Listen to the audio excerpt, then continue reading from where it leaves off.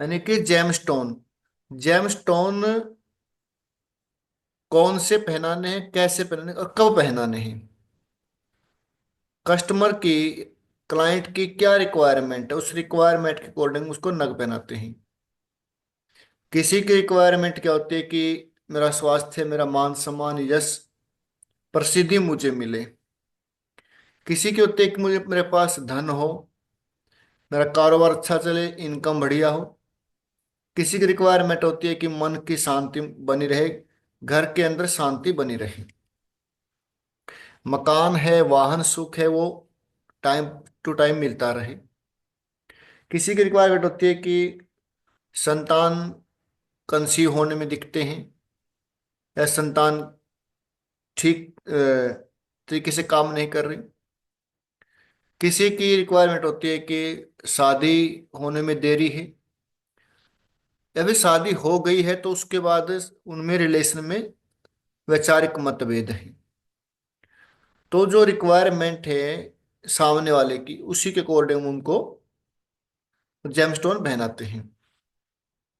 तो जेमस्टोन पहनाने के लिए कल ने कल एक क्लास लगाई, उसमें क्या बताया कि जैमिनी ज्योतिष के अकॉर्डिंग हम उसको पहनाएंगे। जैमिनी ज्योतिष में कारक होते हैं, जैसे आत्मा कारक, अमात्य कारक, भ्रातृकारक, मातृकारक, पुत्र कारक, ज्ञाति कारक और धारा कारक। तो हम सेवंथ ग्रह को लेते हैं वहां पर, राहु और केतु को उसमें इंक्लूड नहीं करते। सबसे ज्यादा डिग्री कौन से ग्रह की होती है, वो आत्मा कारक है। उससे कम डिग्री जिस ग्रह की, वो अमात्य कारक है। उससे कम डिग्री जिसकी होगी वो भ्रातृकारक है। फोर्थ नंबर पे डिग्री होगी वो मातृकारक है। फिफ्थ नंबर पे जिसकी डिग्री होगी वो पुत्रकारक है। सिक्स्थ नंबर पर जिसकी डिग्री होगी वो ज्ञाति कारक है। और सेवंथ नंबर पे जो डिग्री होगी लोवेस्ट, तो धारा कारक है। फिर अब क्या होता है कि जो ज्ञाति कारक है, ज्ञाति कारक सिक्स्थ, एट्थ और ट्वेल्थ हाउस, सिक्स्थ, एट्थ और ट्वेल्थ हाउस को वो रूल करता है। यानी कि जो ज्ञाति कारक के जो रिजल्ट आएंगे वो सिक्स्थ हाउस, एट्थ हाउस और ट्वेल्थ हाउस को लेकर चलता है। तो हमने ये करना है कि ज्ञाति कारक ग्रह का नग न पहने, न उसको पहनाए किसी को भी। जब भी आप किसी ग्रह का नग पहनते हैं, जेमस्टोन पहनते हैं, रत्न पहनते हैं, तो उस ग्रह से संबंधित जो एनर्जी होती है वो एक्टिव हो जाती है। और वो ग्रह किन किन घरों का लॉर्ड है, उन घरों से रिलेटेड है जो वो भी एनर्जी एक्टिव हो जाती है। जैसे बृहस्पति है जो जुपिटर है, तो जुपिटर का जो नग होता है वो कौन सा होता है, पुखराज होता है। वो पुखराज होता है। पुखराज। और जो सन है, सूर्य है, सूर्य का रूबी, या इंग्लिश में रूबी बोलते हैं, हिंदी में माणिक बोलते हैं।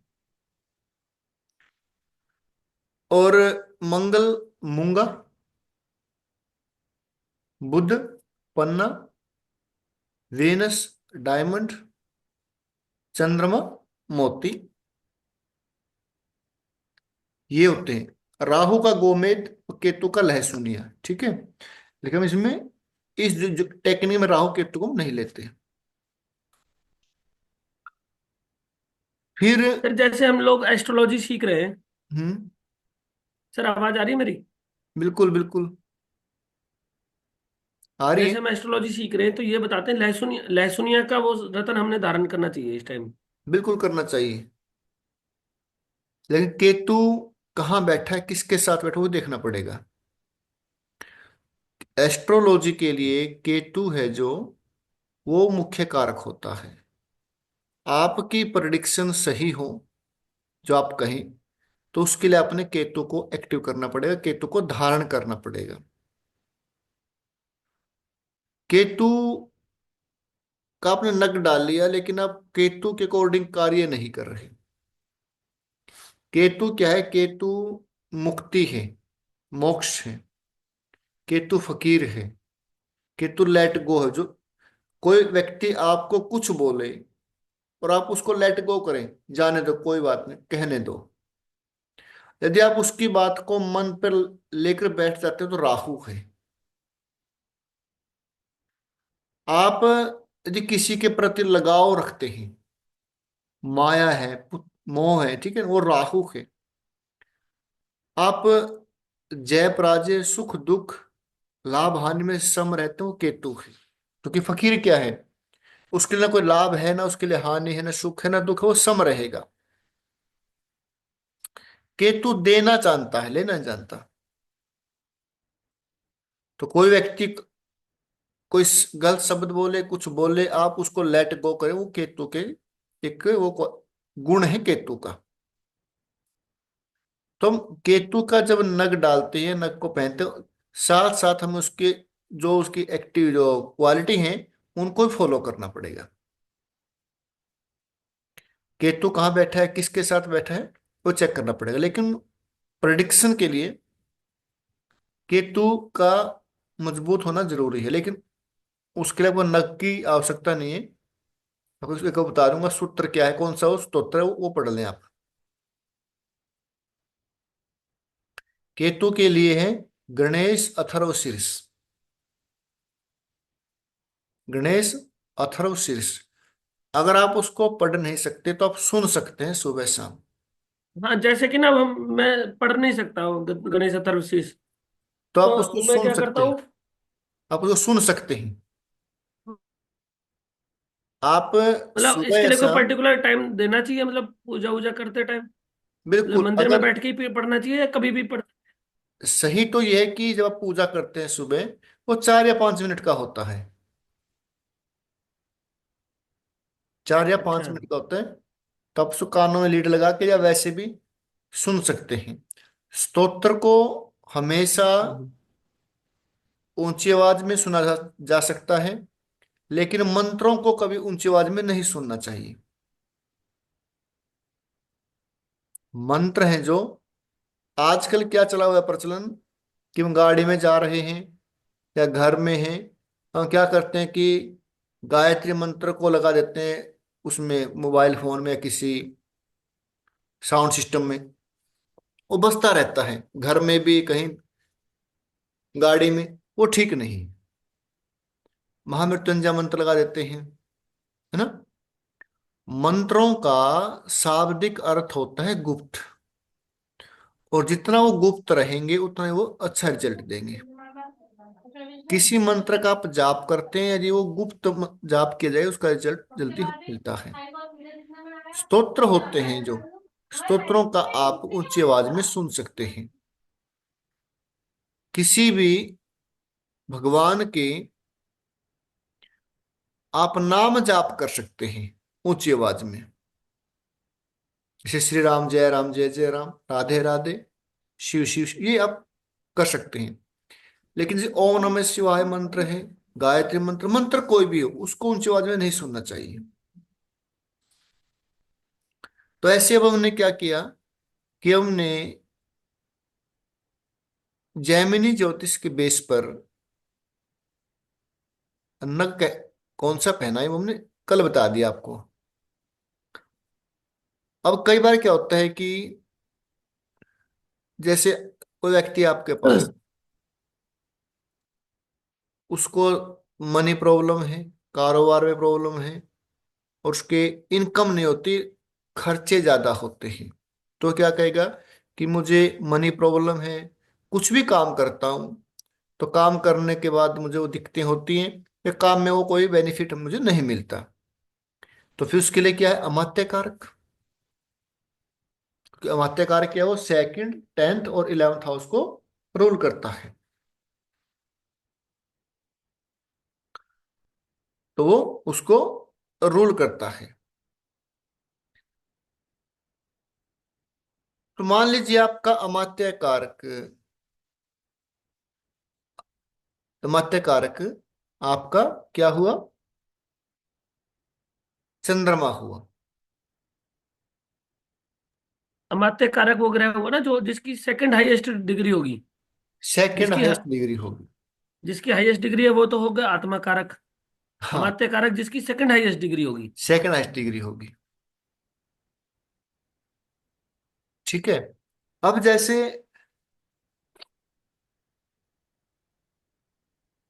जैसे मान लीजिए माणिक्य है। ठीक है। मान लीजिए सूर्य आपका अमात्य कारक हो गया।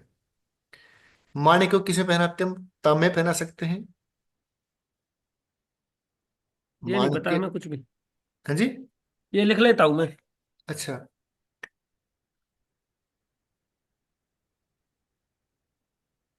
मानिक इनके तांबे में। धातुएं होती हैं।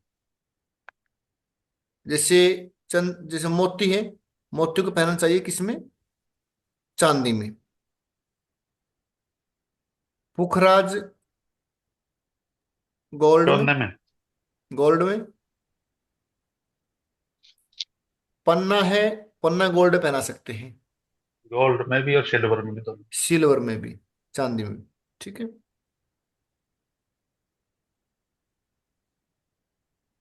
और मूंगा मूंगा तांबे में। तांबे में। मूंगा गोल्ड में नहीं पहनना चाहिए। तांबे में। ज्यादा काम उसमें ही करता है, तांबे में। अब देखो,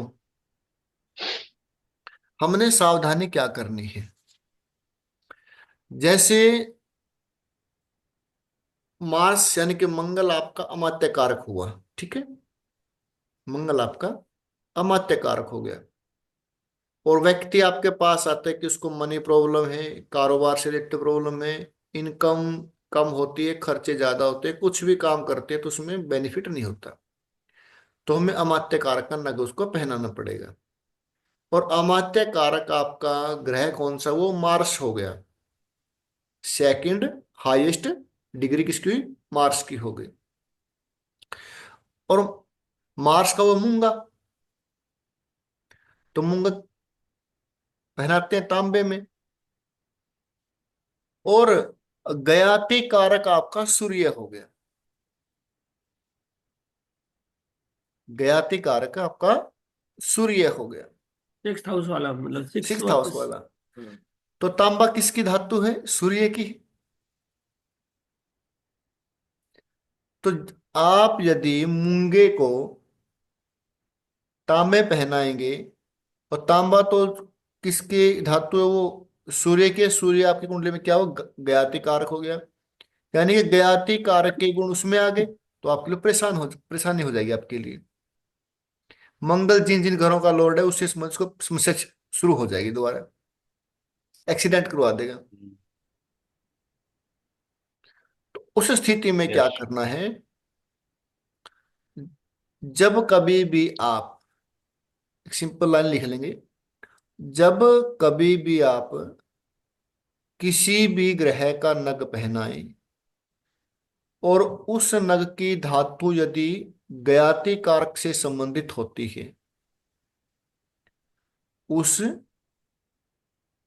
ग्रह की, जिसमें आप जिस ग्रह का आप नग पहनाते हैं, और जिस धातु में पहनाते हैं, किसी ग्रह का नग आप पहनाते हो और जिस धातु में पहनाते हो, वो धातु यदि ज्ञाति कारक की हुई, उस केस में आपने उस धातु में नहीं पहनाना।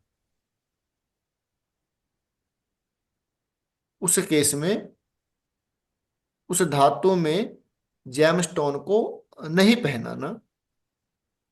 उसके लिए क्या सॉल्यूशन है फिर, पंचधातु या अष्टधातु, पंचधातु या अष्टधातु की रिंग में डालकर उसको पहना सकते हैं। यही सबसे मुख्य बात है। कल तो बात थी आसान थी, बिल्कुल। हम्म। आज मुख्य था जो आया नहीं। मुख्य यही है। क्योंकि मान लीजिए बिल्कुल है। हमने हमारा कोई हमारे पास कोई आया कि मुझे संतान कंसीव नहीं हो रही, संतान की दिक्कत है, तो पुत्र कारक उनका हुआ ये माणिक हुआ, सूर्य हुआ। ठीक है, तो सूर्य हो गया। सूर्य का क्या होता है, रूबी होता है, माणिक होता है। तो माणिक किस पहनते हैं, तांबे में पहनाते हैं, तांबे में पहनाते हैं। अब तांबा धातु और किसकी है, यदि वही ग्रह और किसी धातु का यदि तांबा है, यदि वो ग्रह आपका ज्ञाति कारक ग्रह आपका वही हो गया, फिर नहीं पहनना उसमें। फिर आपको उस अंगूठी को पंच धातु या अष्ट धातु में पहनाना पड़ेगा।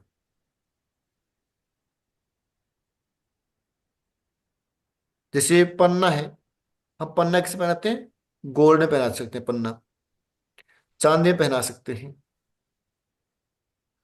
अब मान लीजिए आपका पुत्र कारक बुध हो गया और ज्ञाति कारक गोल्ड हो गया, तो बृहस्पति हो गया। तो फिर आपने बुध को गोल्ड में नहीं पहनाना, क्योंकि ज्ञाति कारक के कारक तो उसके अंदर ट्रांसफर हो जाएंगे। फिर आपको छठे आठवें बारहवें के रिजल्ट आएंगे साथ में।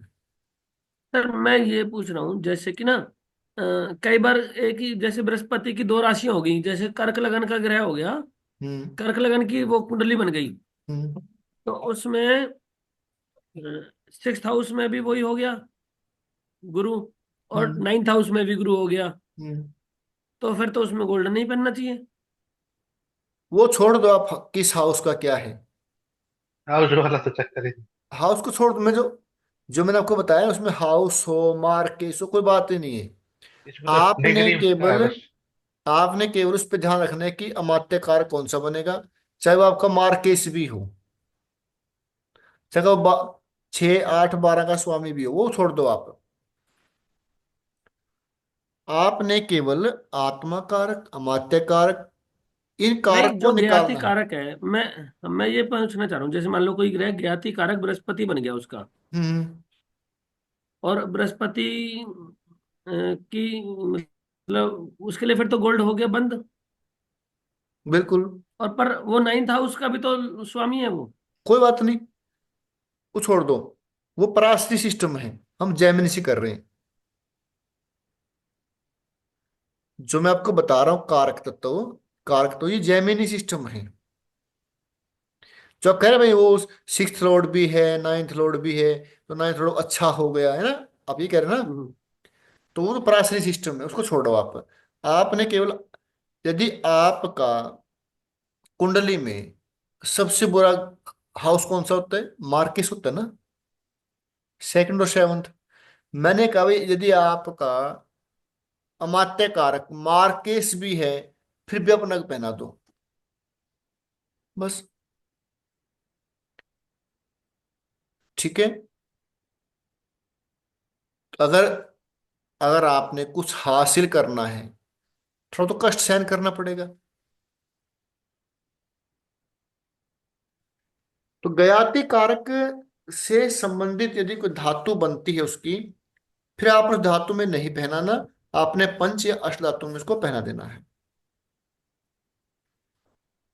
अच्छा मान लो हम्म। किसी को परेशानी है, उसके शत्रु ही परेशान कर रहे हैं किसी आदमी को, हम्म। मतलब ज्ञाति कारक का ग्रह पहनाएंगे फिर उसको या नहीं पहनाएंगे? फिर दिल मजबूत होना चाहिए बंदे का, हम्म। है ना। क्योंकि पहनने छठे के का पहना लिए। तो छठा आठवां और 12वां तीनों एक्टिव हो जाएंगे। उस कंडीशन में मतलब क्या हो सकता है? उस कंडीशन में लगन का पहना है, आत्मा कारक का पहना है, क्योंकि जो व्यक्ति अब सामने वाला मजबूत है, उससे मजबूत हम हो जाए, शत्रु से मजबूत हम हो जाएं, शत्रु कमजोर हो जाएगा। हम्म। सूर्य आत्मा है, सूर्य पराक्रम है, सूर्य आत्मा क्या है, आत्मा कारण है सूर्य। सूर्य क्या है, सूर्य राजा है। सूर्य क्या है, सूर्य मान सम्मान है, यश है, प्रसिद्धि है, अभिमान है, ताकत है, जीव है। किसी भी जीव की उत्पत्ति का कारण कौन है? वो सूर्य है। यानी हम समय को मजबूत करें बस। मजबूत कर लें। खुद को मजबूत करो। तो आप आत्मा कारक का पहने। यदि आप नहीं सर मैं ये पूछना चाह रहा हूँ कि ना, अब आप जैसे कह रहे हो कि भाई सूर्य का रत्न पहनना चाहिए। सूर्य का नहीं बोला मैंने, अच्छा, आत्मा का पहनना चाहिए। आत्मा कारक का सूर्य का नहीं ठीक कहा। है। ठीक है, नहीं कोई भाई, भी हो। आत्मा सूर्य होती है। ठीक है। ठीक है। आत्मा ठीक। कारक यानी कि सूर्य। किसी को गवर्नमेंट से संबंधित कोई कार्य लेना है या सपोर्ट अपने पक्ष में करनी है, या कोई ऐसा काम है जो अटका हुआ गवर्नमेंट, या कोई मान सम्मान पद प्राप्ति है, तो उस स्थिति में आत्मा कारक ग्रह का वो पहने। अगर किसी को लगता है भाई मुझे, मतलब कि गवर्नमेंट से रिलेटेड कुछ काम अटका हुआ है, या उसके ये भी गवर्नमेंट से कुछ हम चीज चाहते हैं वो हो नहीं रही, तो आत्मा जो कारक है वो सूर्य का कारक होता है, तो सूर्य कहते हैं। तो सूर्य आपकी गवर्नमेंट है। सूर्य यश है, मान सम्मान है, गवर्नमेंट जॉब है, वो सब सूर्य है। तो आप और सर सूर्य। ये कैसे होता है कि भाई कितने वेट का पहनाना है? वेट का कहीं ऐसा कुछ लिखा हुआ तो है नहीं वेट का, ठीक है, लेकिन फिर भी ऐसा बहुत सारा देखा है, उसमें होता है कि जितना वेट है व्यक्ति का, मान लीजिए 70 kg है, तो उसको कम से कम 6 या 7 रत्ती का पहनना चाहिए। 6.25 या 7.25 उसके वेट के अकॉर्डिंग। 80 किलो वेट है तो कम से कम वो 7 7.25 का पहने। तो कोई भी नग 4 या 5 रत्ती से कम नहीं होना चाहिए। 5 से कम होना ही नहीं चाहिए। अब स्टूडेंट्स को कौन सा पहनाना चाहिए? स्टूडेंट्स जो होते हैं। स्टूडेंट का उनका वेट चेक कर लो आप। नहीं, स्टूडेंट्स के लिए मतलब मानिक पहनाना चाहिए कुछ और? निमानिक नहीं। फिफ्थ हाउस होता है एजुकेशन का। फिफ्थ हाउस होता है स्टडी का, बुद्धि का। ठीक है। तो फिर जो आपका पुत्र कारक बनेगा वो उसका पहनाना है, पुत्र कारक। और ये तो एक टेक्निक है उसके हिसाब से, ठीक है। फिर एक टेक्निक है अष्टक के अकॉर्डिंग कौन सा नग पहनाया जाए। तो ये यहां तक क्लियर है। हाँ जी। अब कल हमने स्टार्ट किया क्या? अष्टक वर्ग। एक ये थोड़ा ना वो ये जैसे दसम भाव का किसके साथ वो किया था आपने? सेकंड के साथ ना? हाँ, अमात्य कारक के साथ, सेकंड, हाँ। 10th और 11th। ठीक आत्मा है ठीक। कारक फर्स्ट हाउस, अमात्य कारक सेकंड, 10th और 11th, भ्रातृकारक थर्ड हाउस, मातृकारक फोर्थ हाउस, पुत्र कारक में फिफ्थ और नाइन्थ। 9th, और और ज्ञाति में छः ज्ञाति आठ में, बारह है। ज्ञाति में 6th, 8th और 12th, और धारा धारा कारक में में सेवन्थ। 7th house. किसी व्यक्ति की शादी में दिखते हैं या शादी नहीं हो रही, शादी में अड़चने आ रही हैं, रिश्ते आते हैं लेकिन रिश्ते कहीं ना कहीं रुक जाते हैं, और कुंडली में योग बना हुआ है कि शादी तो उनकी होगी, प्रोमिस है, ठीक है, तो आप उसको धारा कारक का नग पहना दे। अब सर मैं एक बात पूछ रहा था, अब हम तो सारी की सारी वैदिक एस्ट्रोलॉजी पढ़ रहे हैं, हम्म। और ये हमने जेम स्टोन पढ़े हैं जेमिनी के। तो ये तो एक्स्ट्रा है ना, कुछ मान लो। आपको एडवांस दे रहे आप हैं। चाहो तो वो कर, चाहो अब वो कर लो। वैदिक के हिसाब से जेम स्टोन कैसे पहने जाएंगे? उसके हिसाब से अलग है। अच्छा। ठीक है। फिर बताता हूं आपको मैं। जैसे ज्ञाति कारक ग्रह हमारा चंद्रमा हो गया, ठीक है। अब ज्ञाति कारक की शांति कैसे करनी है ये बताया गया है किसमें? जैमिनी में। कि हमने किस ग्रह की शांति के लिए हवन करना चाहिए, किस ग्रह की शांति के लिए दान करना चाहिए? किस ग्रह की शांति के लिए मंत्रों का जाप करना चाहिए?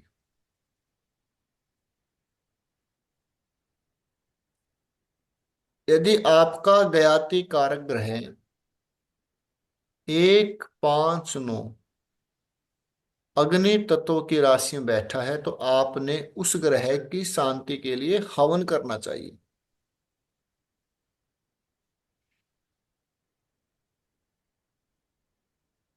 ठीक है। 2 6 10 अग्नि पृथ्वी पृथ्वी तत्व की राशि में बैठा हो तो आप उसके लिए दान कर सकते हैं।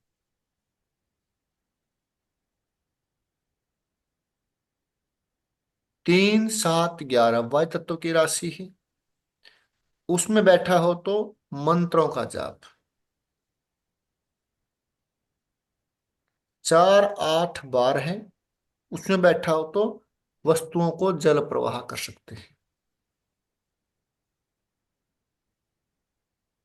वैसे ये सभी के लिए लागू होता है, किसी ग्रह के लिए। ये वैदिक में काम करता है कि हमने किस ग्रह की जी। शांति के लिए हवन करना चाहिए, किस ग्रह की शांति बिल्कुल। के लिए मंत्र जाप करने चाहिए, किस ग्रह की शांति के लिए ओ जल प्रवाह करना चाहिए, जल किस प्रवाह ग्रह की करना शांति चाहिए। के लिए दान करना चाहिए। हम्म।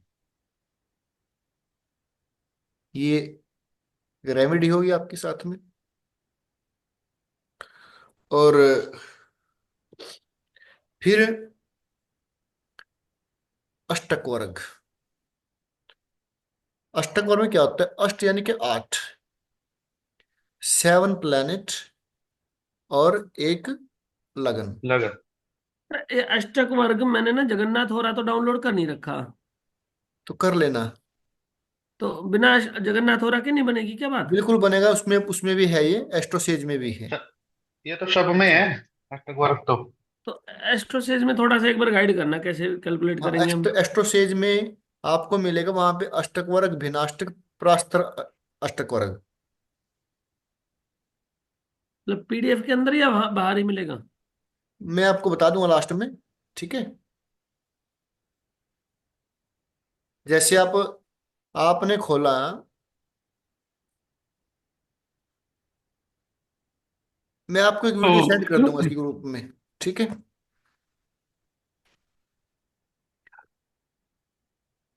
बता दूंगा इसके बारे में। पहले इसको सुन लें एक बार।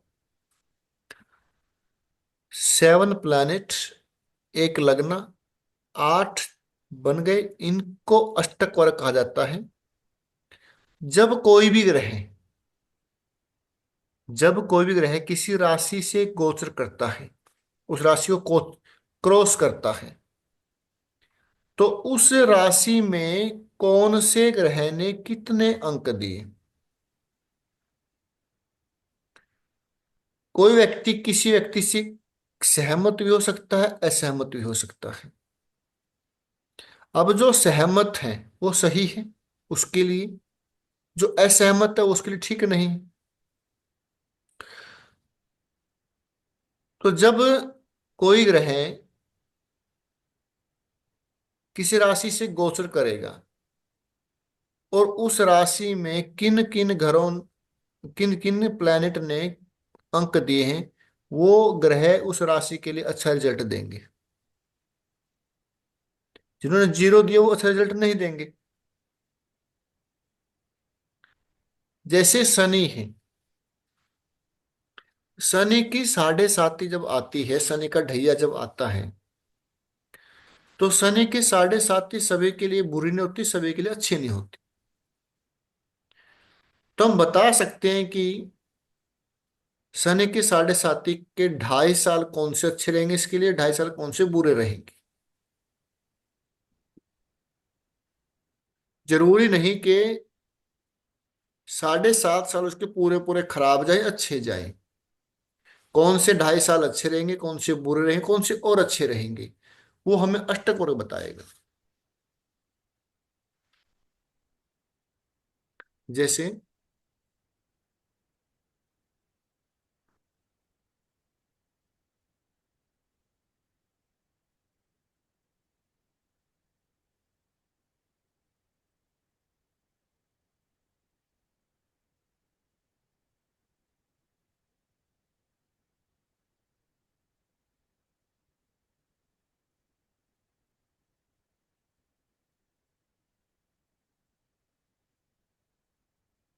ये किसी की कुंडली है।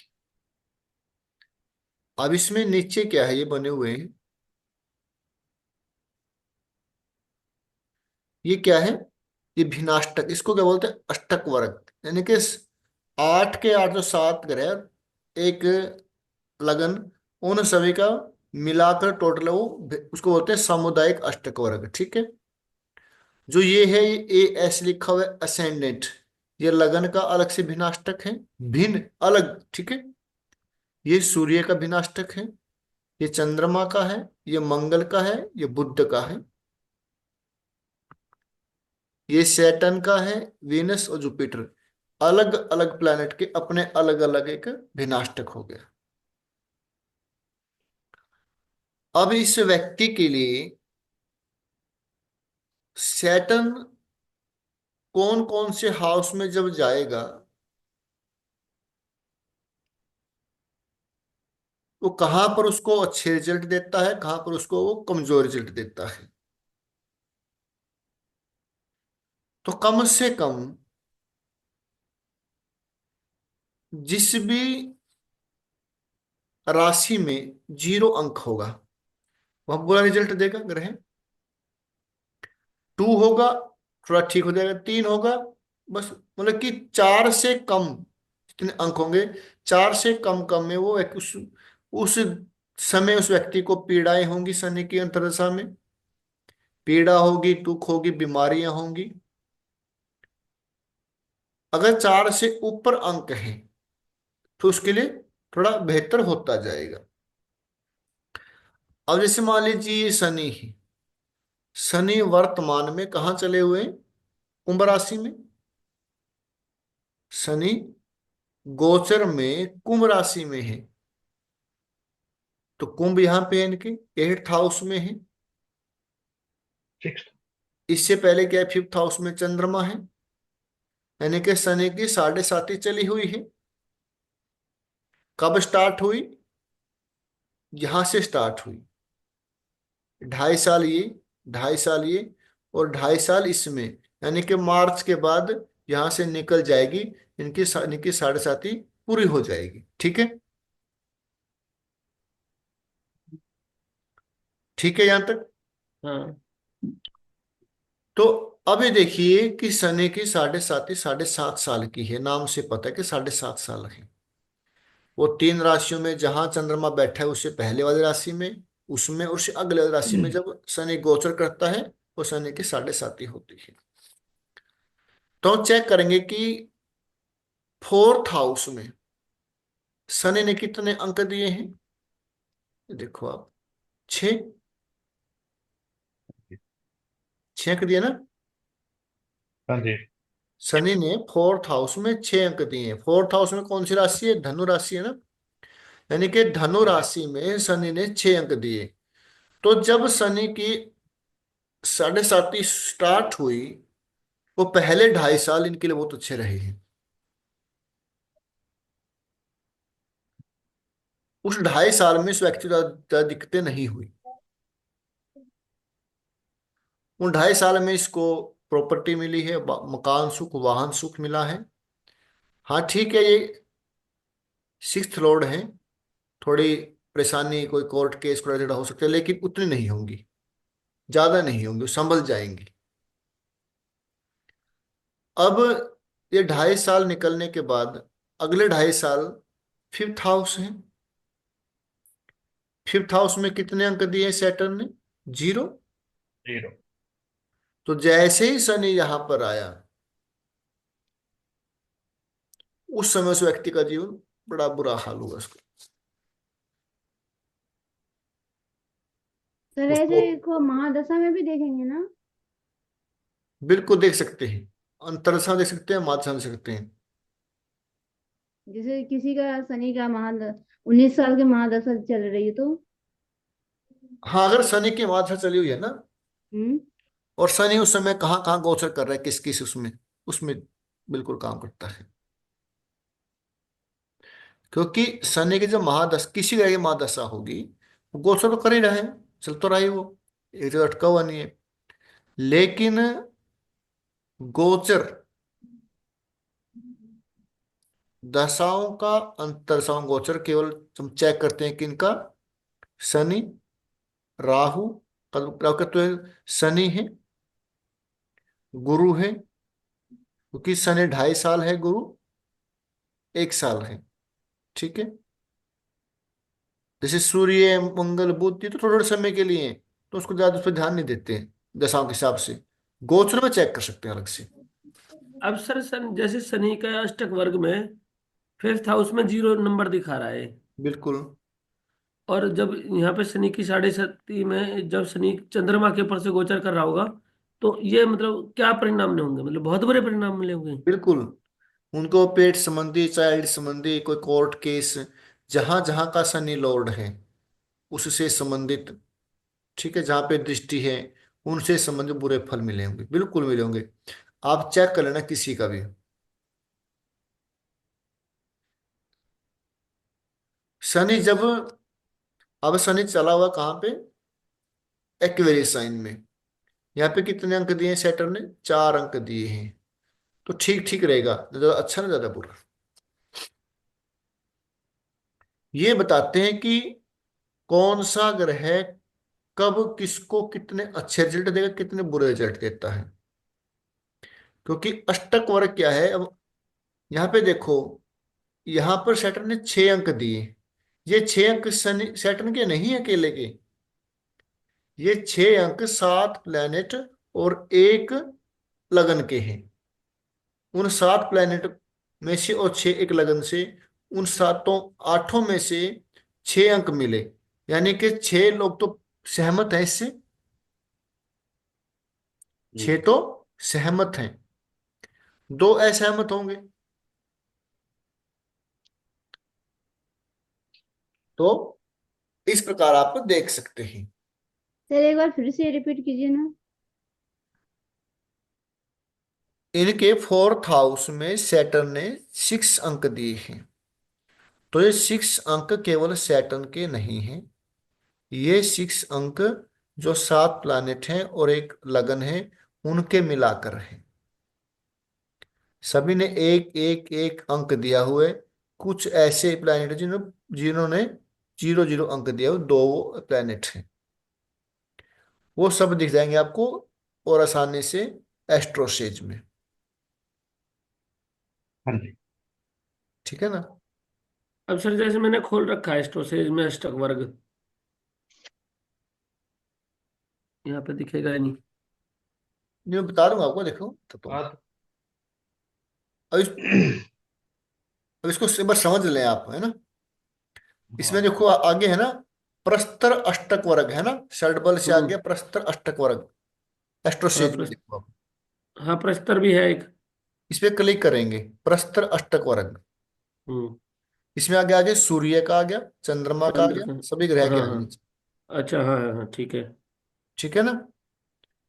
अब देखो शनि, अब जो ये क्या है, ऊपर ये राशियां है ना लिखी हुई है, 1 2 3 4 5, 12 राशियां हैं। ठीक है, राशि होगी। ये राशियां हैं, ठीक है। फर्स्ट राशि में 5 अंक दिए, सेकंड राशि में 5, ऐसे मतलब कि नीचे अंक लिखे हुए हैं ना, योग, नीचे योग लिखा हुआ है। हम्म। अब इसमें देखो कुछ में दिया होगा किसी, जैसे इसमें सूर्य, चंद्र, मंगल, बुध, गुरु, शुक्र, शनि है ना, लास्ट में लगन है। हाँ, लगन है लास्ट में। ठीक है। जैसे मान लीजिए मेष राशि में किसी ग्रह ने 0 अंक दिया, किसी ने 1 अंक दिया, किसी ने 0 अंक दिया ना। हम्म। तो इसका अर्थ क्या हुआ कि मेष राशि में जिसने 0 अंक दिया है वो उस राशि से सहमत नहीं है। इसने 1 अंक दिया उसके लिए ठीक है। इसके बारे में आगे बात करेंगे और थोड़ा डिटेल में, ठीक है। ये हम इसको ऐसे देख सकते हैं, यहाँ पे इसके वो दिए हुए हैं, ऊपर राशियां हैं, साइड में ग्रह हैं और नीचे योग है। अब सर जैसे जिन राशियों के आगे 0 0 लिख रहा है, बहुत सारी के आगे लिखा हुआ है, हम्म। इसका मतलब क्या है? इसका मतलब ये ग्रह, वहां पे कोई अंक दिया ही नहीं ना। आगे उसमें बात करेंगे कि क्या क्या फल होता है इनका। अब जैसे मैं अपने में ही देख रहा हूँ राहु की में, तो सब अपने में में जीरो देखो, जीरो ही लिख रहा है। अपने में मत देखो कभी भी। अच्छा। हर चीज को अपने ऊपर अप्लाई मत करो। हाँ। कई बार क्या होता है कि एक कंसेप्ट होता है, कंसेप्ट हमें समझ में आना चाहिए बस। हाँ, समझ गया। अगर हम हर चीज को, हर सूत्र को अपने पर अप्लाई करेंगे, कई बार होता है कि वो काम ना करे, फिर होता नहीं है तो कुछ है या वैसे तो बता कुछ है ही नहीं। जरूरी नहीं कि हर चीज आपकी कुंडली पर लागू हो। कंसेप्ट क्लियर होना चाहिए, बड़ी बात वो होती है। कंसेप्ट समझे आप। उसका बताऊं क्या है, जीरो और वन का क्या, उसमें क्या दिया हुआ है। अब देखो आपको तत्व में, ठीक है।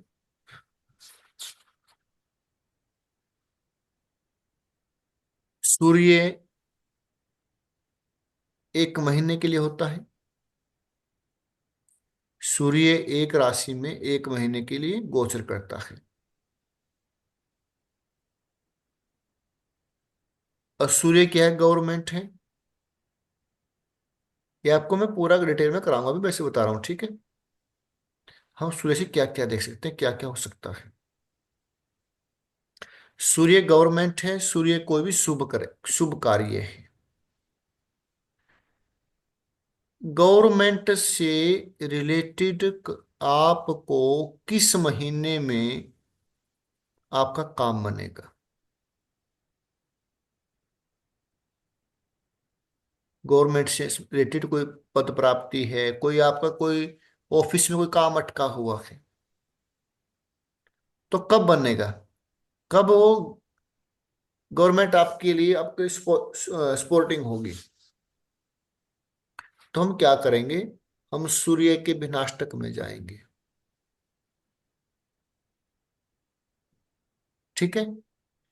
सूर्य ने जिस राशि में, ये तो क्या है, हाउस है, ये ये जो बना हुआ है इससे बना हुआ है, ये राशियां हैं, ठीक है ना। जिस हाउस में 5 से ज्यादा अंक दिए होंगे, जिस राशि में 5 से ज्यादा, 4 से ज्यादा अंक दिए होंगे, और उस राशि में जब सूर्य गोचर करेगा जिस महीने में, वो महीना आपके लिए अच्छा हो। जैसे इनका सूर्य कहाँ बैठा है, 12th हाउस में। 12th हाउस में।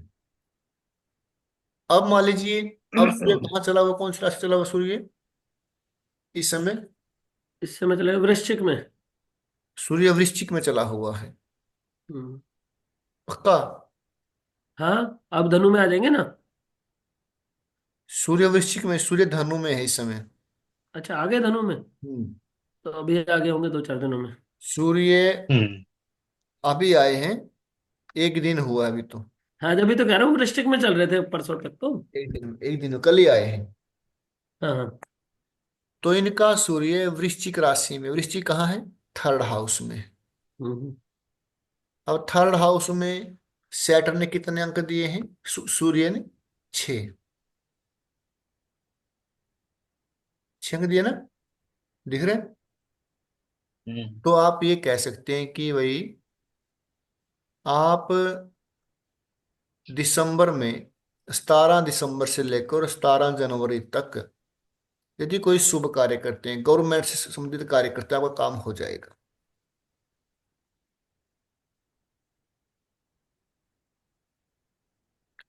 क्योंकि एक महीना ये कहाँ रहेगा, 3rd हाउस में रहेगा। और सूर्य क्या है, गवर्नमेंट का कारक है। कोई फाइल अटकी हुई है, कोई कोई ट्रांसफर का है, किस चीज का है, मतलब वो सूर्य से संबंधित। तो कौन से महीने में काम होगा, मान लीजिए अब हमारे पास आए, बोले भाई आपका काम होगा आज से 2 महीने बाद। 2 महीने बाद क्यों होगा, क्योंकि जैसे मान लीजिए बाय चांस इनका जो सूर्य 1st हाउस में होता, गोचर में, ठीक है। 1st हाउस में कितने अंक हैं, 3 अंक हैं, तो बिल्कुल डाउन है। एक महीना यहाँ पे, दूसरा 2 महीने, 1st और 2nd। 3rd महीने में, 3rd हाउस में जाके 6 अंक बनते हैं इनके। तो मैं कहते हैं आपका जो काम बनेगा वो आज से 2 महीने बाद बनेगा। किसी भिन्नाष्टक में, किसी भी ग्रह के भिन्नाष्टक में कम से कम 4 अंक तो होने चाहिए। 4 से कम है तो, और 5 से कम है, 4 5 से कम है तो उसके रिजल्ट आने में दिक्कतें हो जाती हैं। तो गोचर में बहुत सारी चीजें हैं कि आपको किस समय कौन से दिन गृह प्रवेश करना चाहिए। पूछते हैं ना कि कौन से दिन और किस टाइम गृह प्रवेश करें। अब ये व्यक्ति है, आपको वैसे बता रहा हूँ, एक ओवरव्यू दे रहा हूं, इसको हम प्रॉपरली करेंगे एक ग्रह का। ठीक है। अब ये व्यक्ति हमारे पास आया, इसने कहा कि मुझे गृह प्रवेश करना है, किस टाइम करना है। तो शुभ कार्य चंद्रमा से। चंद्रमा वर्तमान में कहाँ चला हुआ है? कर्क में। कर्क राशि में। चंद्रमा ने कर्क राशि में कितने अंक दिए हैं देखो। कर्क राशि कहाँ है इनकी? 11th में। हाउस में है। कितने अंक दिए? 4 अंक दिए हैं। ठीक है, फिर भी आप है 4 चल जाएंगे। अगर अच्छा करना और भी तो फिर 5 अंक। तो यहां तक जाने पर चंद्रमा को कितना टाइम लगेगा? एक राशि में रहते हैं चंद्रमा 2.25 दिन। ठीक है। सवा 2.5 दिन, 2 सवा 2। 2 2 4, यानी कि 4.5। आज से 5वें 6ठे दिन है ना। आज से, आज डेट है, स्टार है 23 तारीख को। आप 23 तारीख को गृह प्रवेश कर सकते हैं। नहीं पूछे किस टाइम करें, और दिन पूरा है ना, किस टाइम करें। फिर अब चंद्रमा क्या है, वो 2.25 दिन का है। अब बात कहाँ आ गई? अब बात आ गई घंटों पर, कौन से घंटे में करें। तो घंटा से कहाँ देखेंगे? लगन को देखेंगे, क्योंकि एक लगन 2 घंटे का होता है। एक लगन 2 घंटे दो का। घंटे का होता है। तो फिर हम चेक करेंगे यहां पर, इसको चेक करेंगे। और जैसे 6 अंक है ना, 6 अंक है, 5 अंक है, सबसे बेस्ट है ना 7 6 और 5। सबसे बेस्ट अंक यही है ना। तो सेकंड हाउस में कौन सी राशि है? तुला। लो। और थर्ड हाउस में वृश्चिक। और 11th हाउस में कर्क। जब भी तुला, कर्क और वृश्चिक इनका लग्न उदय हो, तब आप गृह प्रवेश कर सकते हैं। जब कुंडली बनाएंगे और उस प्रश्न कुंडली बनाएंगे उस समय की, उसमें प्रश्न कुंडली में तुला, वृश्चिक और कर्क, इनमें से कोई एक लगन उदय होगा, वो उसके लिए शुभ होगा। लेकिन अब क्या बात आ गई? कुछ कहेंगे भाई तो तुला और कर्क तो चर लगन है, तो स्थिर लगन में होना चाहिए गृह प्रवेश तो। लेकिन वो टेक्निक अलग है, ये सिर्फ शुभता के लिए, भाई सबसे शुभ समय आपका लिए यही है, ये काम करेगी। क्योंकि जब 7 अंक दिए हैं, तो 7 अंक ग्रहों ने दिए हैं ना, सभी ग्रह खुश हैं इस पर, इस लगन पर।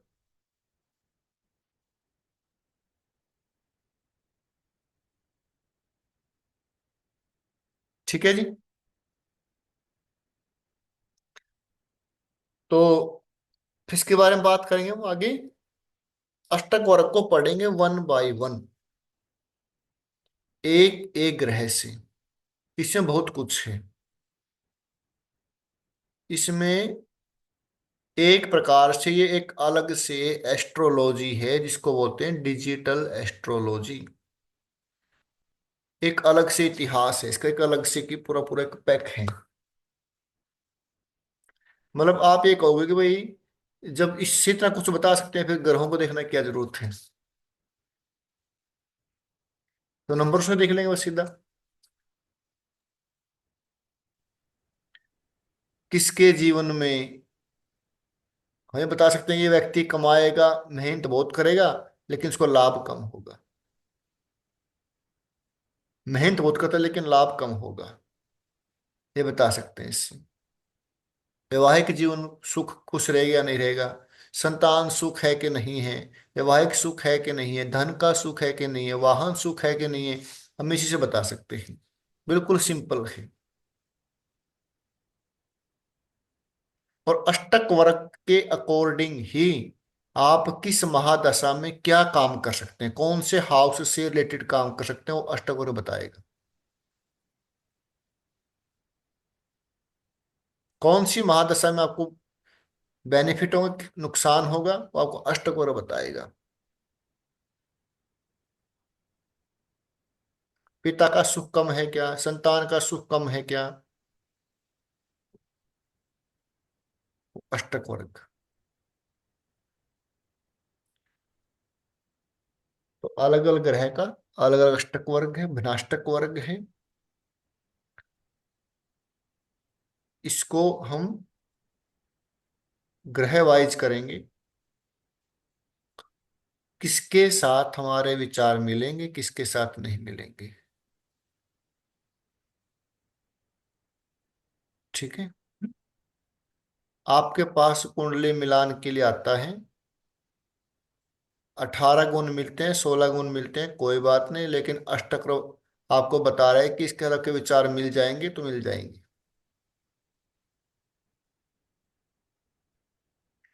कौन से व्यक्ति के साथ आपके विचार नहीं मिलेंगे, किस व्यक्ति के लगन वाले राशि वाले के साथ आपने रहना चाहिए नहीं रहना चाहिए।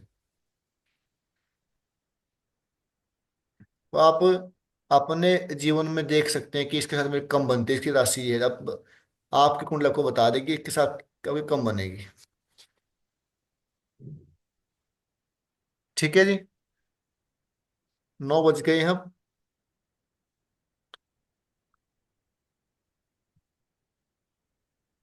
अब सेकंड क्लास स्टार्ट हो गई। इसके बाद और भी कोई क्लास है क्या? एक क्लास स्टार्ट की है मैंने, वास्तु रिसर्च के नाम से। अच्छा।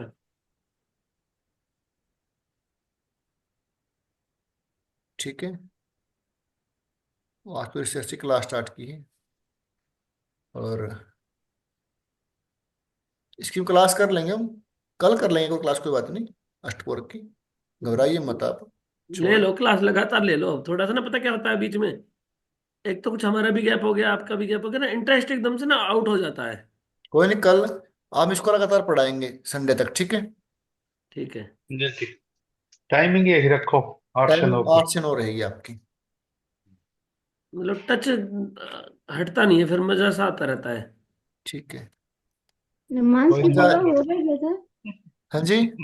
नमाज की पूरा हो गई है? 9 मास। नो, अभी हाँ। रहता है थोड़ा। 9 मास तो मोस्टली हो ही चुका है, वैसे बहुत है 9 मास का, कोई 9 मास की कोई लिमिट तो है नहीं, जितना हमें करना चाहिए उतना हो गया है। थोड़ा तो वो बता देंगे उसमें और मुझे 2-3 डाउट हैं। डाउट